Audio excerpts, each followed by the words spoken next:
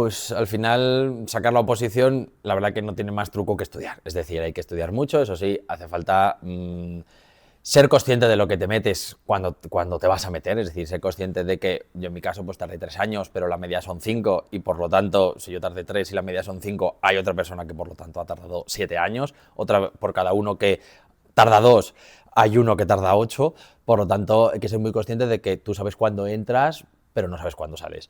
Entonces, simplemente estudio y constancia. Constancia, pues cuando por las mañanas te levantas para ponerte a estudiar, porque te apetece todo menos ponerte a estudiar, evidentemente, y luego constancia cuando te dan los palos, porque a todo el mundo, o a casi todo el mundo, llega un momento en que tú llegas, te presentas y te mandan a tu casa y te dicen, pues lo siento, no vale usted, vuelva a intentarlo el año que viene. Y eso es un palo muy duro porque llevas muchos años estudiando y te tiran para casa. Y entonces, pues saber levantarte de eso y ser capaz de levantarte, para mí es lo esencial. A mí, evidentemente, cuando llevaba 2 años me suspendieron. Yo iba muy motivado pensando, voy a probar, y me suspendieron, me mandaron a casa, tuve que volver a empezar todo, porque cuando suspendes el último, pues tienes que volver a hacer todo.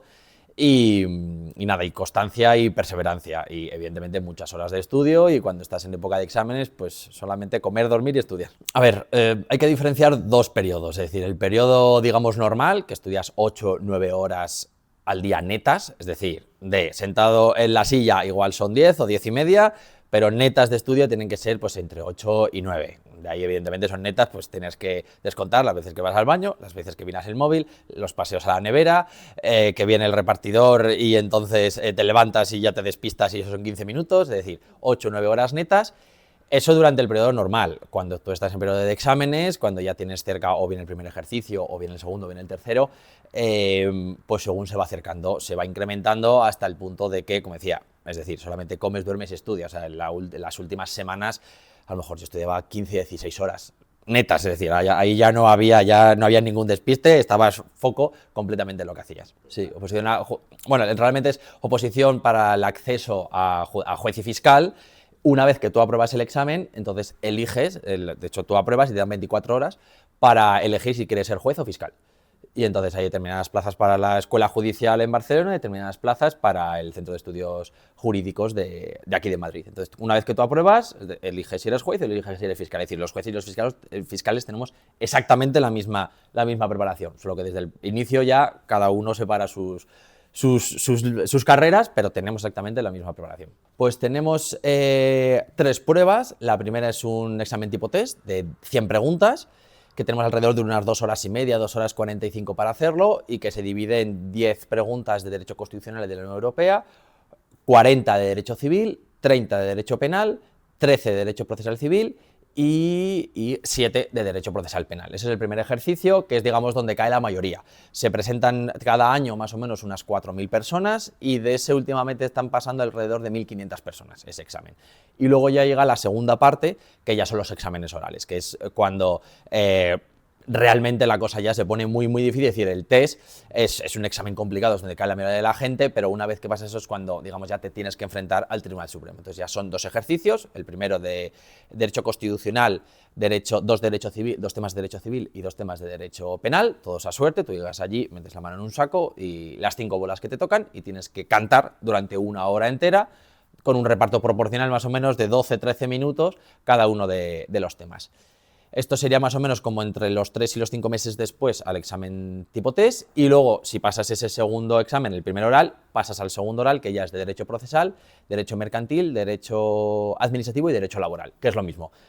5 bolas durante 1 hora y a cantar y al terminar los temas. Sí, es decir, para mí es de las más difíciles. No sé si es la más difícil, porque solo he hecho una, entonces no sé si es la más difícil, pero dentro del rango en el que se dividen las oposiciones o el acceso ¿cómo decirlo? O el puesto que te da acceso a la oposición se clasifica A1, A2, B1, B2, y estas son de la A1, es de las más difíciles.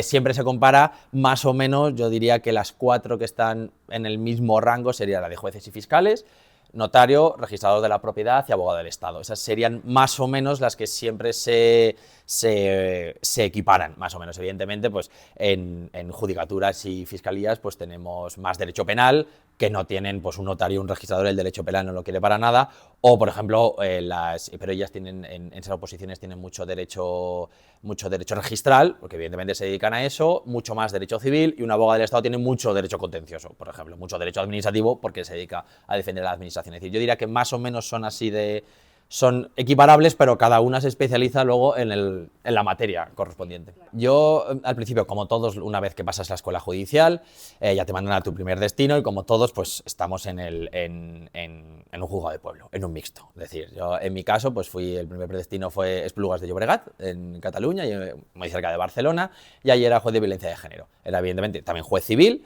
juez de primera instancia civil y también juez de violencia de género, lo que todos conocemos como violencia de género, especialmente como es la fase de instrucción, adopción de medidas de protección, retiradas de patria potestad, bueno, más de que patria potestad, de custodias, violencia de género en general. Después, a partir de ahí, pasé a otro pueblo de al lado, allí también de Cataluña, Igualada, y allí ya no era juez de violencia de género, pero básicamente era lo mismo, también era un mixto y era primera instancia e instrucción, es decir, primera instancia, casos de derecho civil en la primera instancia, y de instrucción, que es investigación de delitos, es decir, todos los delitos pues, que no sean competencia de la Audiencia Nacional y que se hayan cometido en mi partido judicial, pues tú tienes la competencia para investigarlos, das las órdenes a Policía Nacional, Guardia Civil, Mossos d'Esquadra, para investigar los delitos y mandarlos a juicio o no. Y también el enjuiciamiento de delitos menores, lo que se llama delitos leves, que es pues, los pequeños hurtos, las pequeñas estafas, pues, por ejemplo, antes bueno, más o menos ha habido un cambio legislativo, pero las ocupaciones, las usurpaciones de derechos inmobiliarios, los delitos que están calificados como delitos leves, pues también el enjuiciamiento de esos. Y ahora ya estoy solamente en una de las materias, una vez que pasas a capitales más grandes o partidos judiciales más grandes, ya las jurisdicciones digamos que están separadas, entonces ya te especializas en una cosa. Y ahora mismo estoy especializado en derecho civil. Derecho civil, que básicamente desde hace, pues ya yo diría que 8 o 9 años, lo único que se ve, bueno, lo único no, pero el 80% del trabajo es derecho bancario y protección del consumidor. Es decir, todo lo que tiene que ver, pues las conocidas cláusulas suelo, las cláusulas abusivas, los préstamos usurarios, todo esto en la regulación de la Unión Europea de protección del consumidor, todo eso y, por supuesto, otros aspectos como, por ejemplo, pues desde quién tiene la responsabilidad de un accidente de tráfico, si a ti te hace una gotera el de arriba y te tiene que pagar el seguro, hasta cosas como, pues no sé, por ejemplo, vulneraciones del derecho al honor o a la intimidad personal, siempre que no sea delito, la publicación o difusión de noticias falsas o inexactas, siempre que no sea delito, o no sé, impugnación de un acuerdo de una comunidad de propietarios, pues porque le han impedido a un propietario utilizar un patio que viene utilizando hasta ahora. Y entonces, pues el propietario se enfada y demanda a la comunidad porque quieren que le dejen seguir usándolo. Pues esas cosas. Así, pues la responsabilidad de las goteras, las humedades, las comunidades de propietarios, luego casos más complicados de ordenación de la edificación, por ejemplo, pues se construye un edificio, te lo entregan y en el momento que lo entregan todos los nuevos propietarios de esta puerta no encaja, el suelo baila, está hueco, me dijisteis que era sobre plano, tenía 150 metros y lo he medido y ahora tiene 120. Yo qué sé, el parking está inundado, ha llovido 2 veces y ya está inundado, que esas ya son cosas como más estructurales y más complicadas contra los promotores y los constructores, pero de estas cosas menores, muchísimas, es decir, todo, o sea, derecho civil es todo lo que...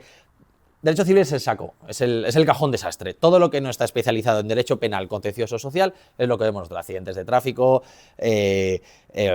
todo, o sea, desde responsabilidades médicas, por ejemplo, en caso de mala praxis médica, siempre que no sea algo de derecho contencioso administrativo, todo tipo de responsabilidades civiles, todo está en derecho civil. Ha cambiado, por ejemplo, en derecho civil, ha cambiado sobre todo el tema de los juicios masa, de los pleitos masa, que son todos estos de las cláusulas abusivas, cláusulas suelo, todo esto es lo que más ha cambiado. En derecho civil tenemos avalanchas, es decir, tenemos avalanchas de pleitos todos exactamente iguales, que se reclama exactamente lo mismo, pero bueno, que las entidades financieras o los prestamistas pues no quieren ir a juicio, es decir, más o menos la jurisprudencia ya está clara y se sabe lo que se puede hacer y lo que no se puede hacer, pero bueno, siempre hay cosas que se pueden discutir. Entonces, lo que más ha cambiado es esto de la masificación de los juzgados en derecho civil. Y luego también ha cambiado mucho, en mi opinión, las redes sociales. Las redes sociales, es verdad que nosotros no, a nivel oficial, a nivel estatutario, no tenemos nada de redes sociales, pero se nota mucho que en cuanto que tú tienes un tema que puede aparecer un poquito en una red social o que una parte a lo mejor, pues no sé, vulneración de derecho al honor de un influencer, por ejemplo, o no sé, o algunos juicios de, oye, que un influencer le ha copiado a otro influencer no sé qué y ha publicado un libro, cosas de estas, enseguida todo sale en los medios de comunicación, con el problema que tiene que evidentemente te lo cuenta una parte, no te lo cuenta el otro. Entonces, claro, cuando alguien va a juicio siempre cree que tiene razón, siempre cuenta su parte y el otro no tiene razón nunca. Y entonces, para mí ha sido las dos cosas, la masificación con todo esto de los pleitos masa y que todo sale en los medios. En cuanto que tiene algo de publicidad, o en cuanto que puede tener un poquito de clic, ya aparece enseguida en los medios de comunicación, todo el mundo opina, y es donde más precisamente es o te evades y no haces ningún caso a redes sociales, como en mi caso, yo no tengo redes, yo no tengo ni Instagram ni ningún tipo de red social, bueno, tengo LinkedIn, miento, pero bueno, eso no cuenta como digamos, para la crítica. Digamos que LinkedIn es un poco más ordenado, un poco más profesional, pero todo esto es donde más sale. Va muy lenta por muchos factores. Es decir, primero, como he dicho antes, por ejemplo, en derecho civil, que es donde yo estoy, con la en primera instancia la masificación de pleitos. Es decir, de muchas veces que tenemos procedimientos que ya se sabe de antemano cuál va a ser el resultado, pero que las partes deciden litigar y no existe en justicia una posibilidad de tú archivar directamente un asunto porque ya está hecho. Es decir, tienes que tramitar todo el procedimiento entero y poner la sentencia al final. Por tanto, eso conlleva toda la tramitación. También tenemos el problema en justicia de, además de la masificación, los escasos medios. Casos medios personales, pero también materiales. Sobre todo, por ejemplo, nosotros tenemos cuellos de botella muy grandes en el tema de las notificaciones. Nosotros, a ti si te plantean una demanda, te demanda el vecino de arriba porque el de abajo porque tú le has hecho unas goteras. A ti te van a notificar por correo postal. Es decir, te van a buscar y te van a ir correos, te va a ir a tu casa a buscarte. Y si resulta que no estás, vas a intentar segunda vez. Y si tampoco te encuentran, entonces hay que hacer una averiguación domiciliaria. Y entonces encontrar en este segundo domicilio. Es decir, todo esto son meses de tramitación. Entonces, si hubiera realmente una digitalización, una manera de la que a las personas pudiéramos encontrar a la primera, y por ejemplo se reduciría mucho. El expediente electrónico, que más o menos está avanzando bastante, pero en derecho penal aún está bastante en pañales el tema de la digitalización en el caso del derecho penal. Y también que en España, que por ejemplo ahora últimamente hemos tenido la modificación de la Ley Orgánica 1/2025 de mejora de la eficiencia en el Servicio Público de Justicia, que tiene muy buenas intenciones, que trata de potenciar los acuerdos entre las partes, antes de decir que la justicia sea lo último que queda.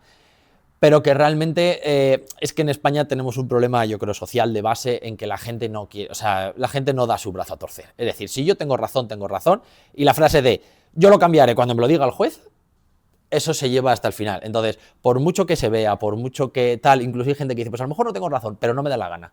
Entonces, hay mucha gente que esta ley va orientada, oye, vamos a intentar que las partes lleguen a un acuerdo antes de ir a juicio, pero que es que muchas veces es imposible porque es decir, yo tengo razón y no veo otras cosas. Entonces, lo de dar tu brazo a torcer en nuestra sociedad no está demasiado inculcado y tampoco, por ejemplo, se sabe cuánto cuesta tramitar un procedimiento judicial. Un procedimiento judicial, tú a lo mejor estás resolviendo cosas de 500 o 600 euros, pero que tramitarla cuesta 3.000.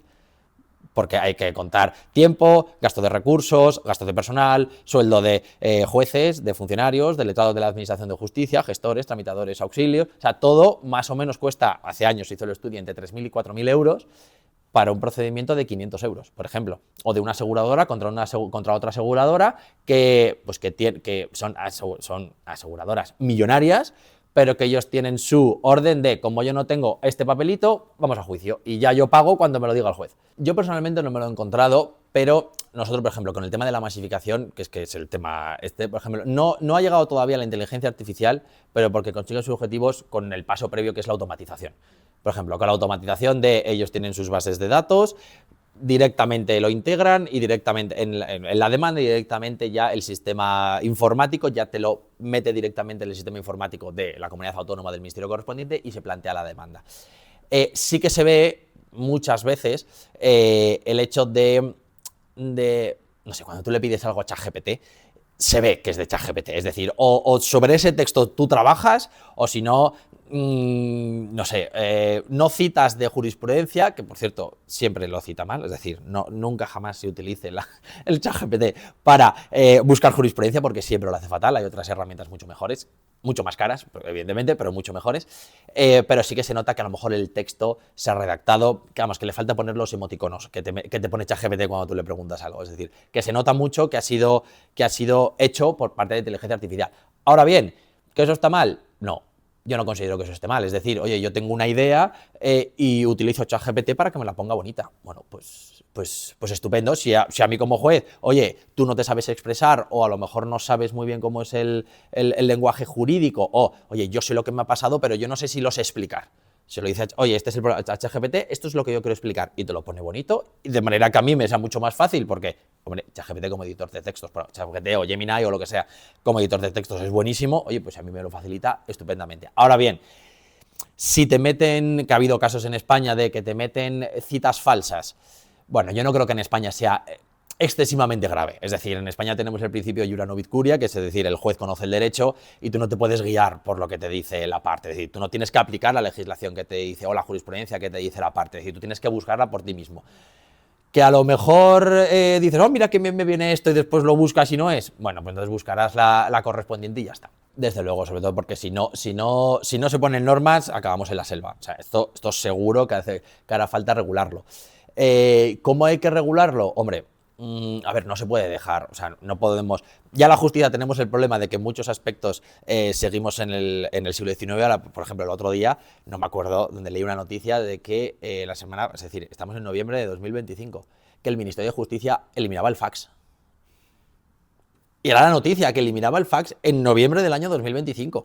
Es decir, o sea, es que estamos en el siglo XIX todavía. Entonces, hombre, con esto, oye, vamos a ir atrás, nos vamos a quedar atrás, como todas las administraciones públicas, con el uso de la inteligencia artificial, vamos a ir por detrás. De hecho, ya estamos por detrás, los despachos de abogados utilizan para el planteamiento de demandas y para formarlas inteligencia artificial, la utilizan al 100%. Nosotros no la usamos, o si la usas es a título particular para tu trabajo privado, para cuando tú redactas las sentencias, pero es que hay que regularlo y sobre todo hay que implementarlo.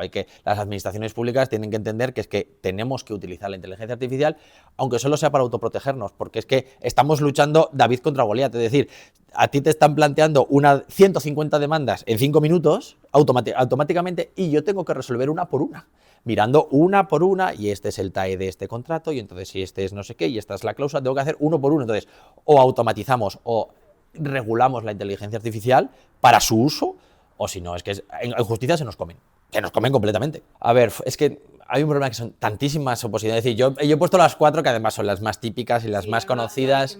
Claro, después, por ejemplo, tienes otras oposiciones que, por ejemplo, imaginemos, letrado del Consejo de Estado. Por ejemplo, son unas oposiciones en las que cada no sé cuántos años salen 2 plazas o salen 3 plazas, por ejemplo. Entonces, ¿eso es más difícil? El temario es amplísimo, creo que son 500 y pico temas. ¿Es más fácil o es más difícil? Hombre, pues a la vista de los números debe ser más difícil. Pero claro, si hay 3 plazas, pero como la oposición no es nada conocida y se presentan 5, pues entonces el ratio es mucho más fácil. Entonces, es difícil de hacerlo. A mí, por ejemplo, personalmente, a mí mi oposición, porque me interesa o es más atractivo, por ejemplo, el derecho penal, pues me parece un poquito más interesante y, por lo tanto, un poquito más accesible, pues estudiarte lo que es un robo, lo que es una violación, lo que es una estafa, lo que es la corrupción, que, por ejemplo, un tema de derecho civil o de derecho registral, lo que es el tracto sucesivo, la fe pública de terceros del registro, o, por ejemplo, del derecho contencioso o de derecho contencioso administrativo, en el caso de abogado del Estado, pues todo el derecho tributario, todos los impuestos, todos los sistemas de contratación de la administración pública. A mí, personalmente, eso me parece mucho más farragoso y, por lo tanto, puedo entender que un poquito más difícil para la gente, pero en principio, teóricamente tienen el mismo rango. Después, por ejemplo, en justicia, pues a partir de... tenemos jueces y, por ejemplo, también tenemos letrado de la Administración de Justicia, que también es A1, por ejemplo, y también tiene un examen tipo test y también tiene si no recuerdo mal, tiene un examen oral, no tiene 2 exámenes orales, por ejemplo. ¿Qué es más fácil o es más difícil? Bueno, si coges todo el temario, tiene menos temas, pues a lo mejor es más fácil.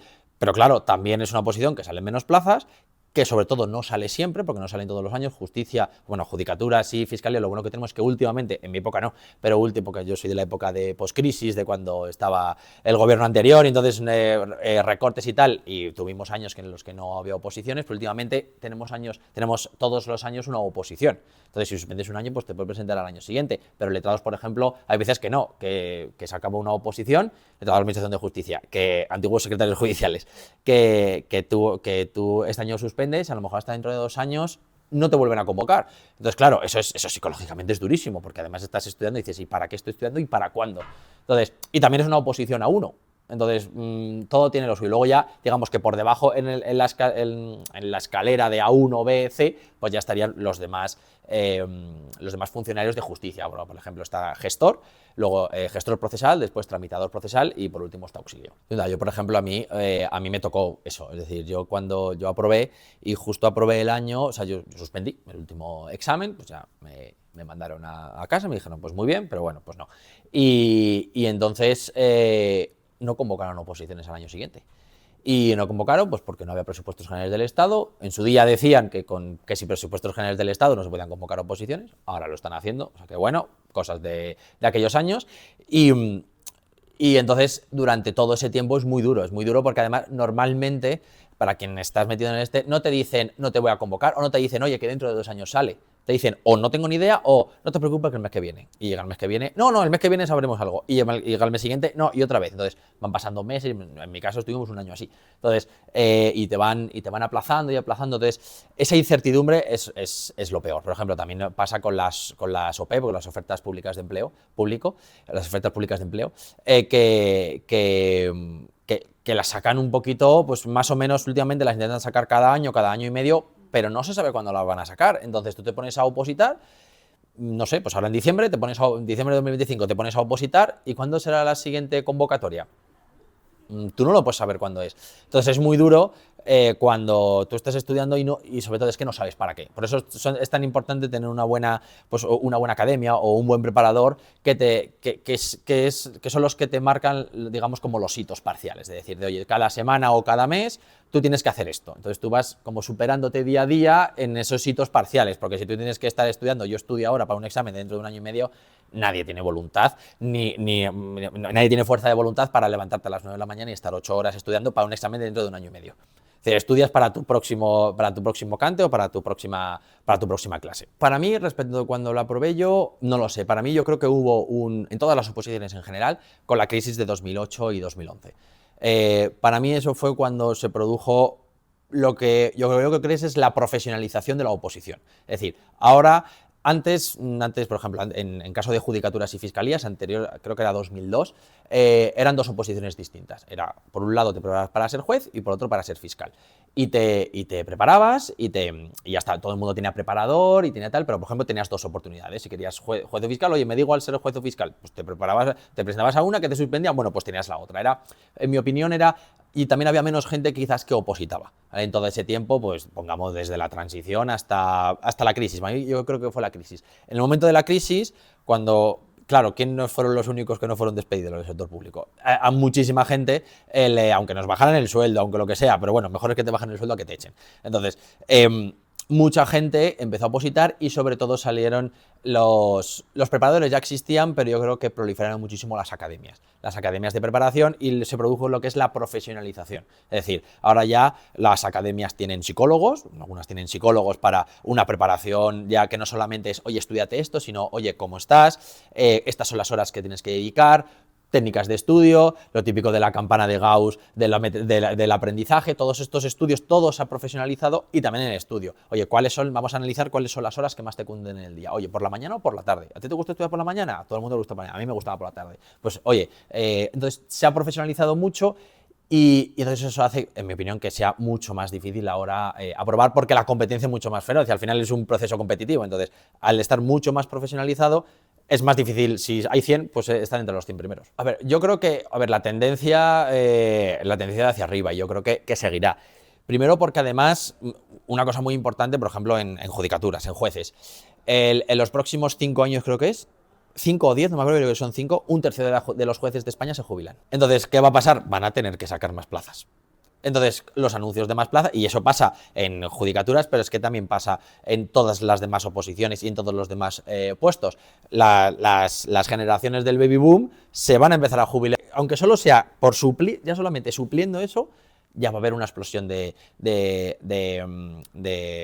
procesos selectivos. Y además, que la población española no para de crecer. Por lo tanto, cuanta más población haya, más sector público hace falta, por lo tanto, va a hacer falta más funcionario.